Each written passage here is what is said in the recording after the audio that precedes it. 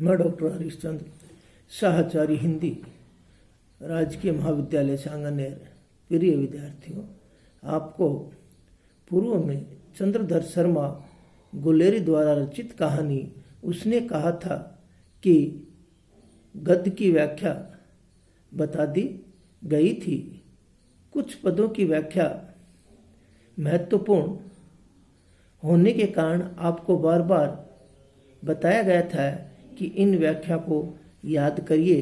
अब अंतिम जो व्याख्या है वो चंद्रधर शर्मा गुलेरी की उसने कहा था कि महत्वपूर्ण है कि जब युद्ध से वापिस अपने गांव आते हैं तो वहां पर लहना सिंह आने के बाद उस सूबेदारनी और लहना सिंह की जो वार्ता है उसका इसमें वर्णन किया गया है। क्या कि मेरे भाग्य तुम्हें याद है, एक दिन तांगे वाले का घोड़ा दही वाले की दुकान के पास बिगड़ गया था। तुमने उस दिन मेरे प्राण बचाए थे। आप घोड़ों की लातों में चले गए थे और मुझे उठाकर दुकान के तख्ते पर खड़ा कर दिया था।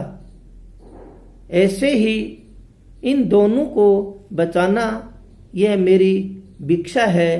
तुम्हारे आगे मैं आंचल पसारती हूँ। ये सूबेदारनी उस लहना सिंह को कहती है, क्यों कि लहना सिंह छुट्टी आता है तो उस गांव के अंदर जहां पर अजारा रहता है, उस अजारा के गांव में आने पर वो उस सूबेदारनी से मिलता है जो लहना सिंह की पूर्व में क्या है, परिचित है। और वो क्या कहती है कि सूबेदारनी लहना सिंह को बताती है कि मेरा जो भाग्य है, मेरा जो भी सर्वस्व है, तुम्हें याद दिलाती हूं। कहती है कि मेरे पति और पुत्र जो है वो कहां पर, आपके ही उस पलटन में क्या है, युद्ध क्षेत्र में जा रहे हैं। वो किसको, लहना सिंह को। अजारे की जो पत्नी है, सूबेदारनी है, वो कहती है और वो उसको याद दिलाती है कि पुरानी जो चीजें हैं वो याद दिलाती है और कहती है कि आपने बचपन में मुझे उस दही वाले के पास, जहां से क्या है कि वो दही लेके आते थे, वहां पर अपनी अभिव्यक्ति है, पूर्व जो अभिव्यक्ति है उसको प्रस्तुत करती है। कहती है कि मैं सर्वस्व हूं। तुम्हें याद होना चाहिए कि हम बचपन में एक बार तुम दोनों या हम दोनों एक बार बाजार में थे और वहां पर क्या है, दही ले रहे थे। और वहां पर क्या हो गया कि जो घोड़ा है वो क्या हो गया, बिगड़ गया था।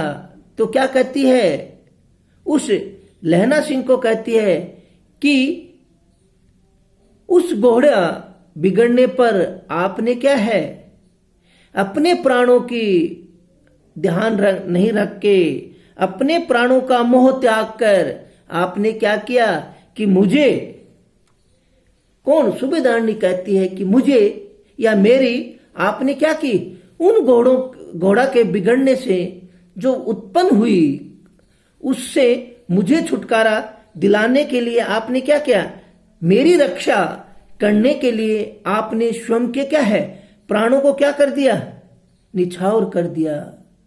और मेरे स्वयं के क्या है, प्राणों को आपने बचा दिया। बचाने के बाद आपने मुझे उठा के उस दुकान का जो तख्त था, बैठने का जो स्थान था, उस पर आपने क्या किया, खड़ा कर दिया। तो ये उसको याद दिलाती है। और उसकी जो अभिव्यक्ति है, भाव जो है, वो अपने पुत्र और पति के लिए वो क्या है, उस उदाहरण को प्रस्तुत करके वो बताना चाहती है कि क्या ऐसे ही इन दोनों को बचाना। और क्या कहती है कि जिस प्रकार से अपने प्राणों को मोह छोड़कर मेरे प्राणों की क्या किया आपने, रक्षा की, उसी प्रकार से वो कहती है, सूबेदारनी कहती है, किसको कहती है, लहना सिंह को कहती है कि आपने जिस प्रकार से मेरे प्राणों की रक्षा की है, उसी प्रकार से कहती है कि युद्ध में आपके पास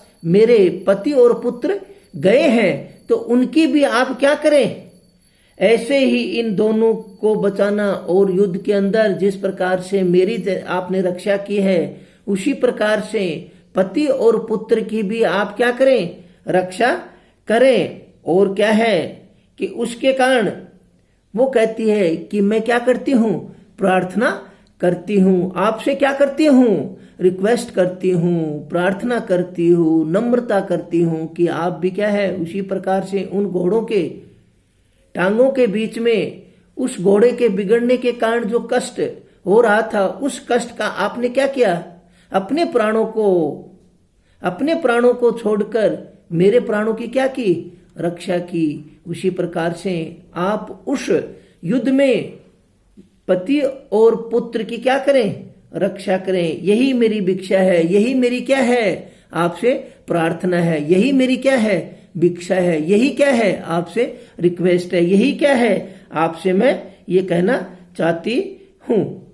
तुम्हारे आगे मैं आंचल पसारती हूं। और उनकी रक्षा करने के लिए मैं क्या है, संपूर्ण जो चीज है, जो महत्वपूर्ण चीज है, आंचल जो है, वो उनकी रक्षा के लिए मैं क्या करती हूं, पसारती हूं, आगे करती हूं कि उनकी जो जिंदगी है, उनका जो रक्षा है, वो आप करें, जिससे क्या हो कि उनको जीवंत प्राप्त हो। तो ये सूबेदारनी जो है लहना सिंह को कहती है कि मेरे जो पति और पुत्र जो कहाँ गए हैं, युद्ध में आपके साथ गए हैं, आपके पास गए हैं, तो उनकी क्या करें, रक्षा करें, उन्हीं की क्या करें, उन्हीं के लिए मैं क्या करती हूँ, प्रार्थना करती हूँ, उन्हीं के लिए क्या करती हूँ, मेरे आंचल को पसारती हूँ। तो यहाँ पर क्या है, सूबेदारनी का मनो जो भाव है, उसको क्या है, बहुत ही अच्छी तरह से क्या किया गया है, अभिव्यक्त किया गया है। पहले अपनी बात कहती है, पूर्व की जो बात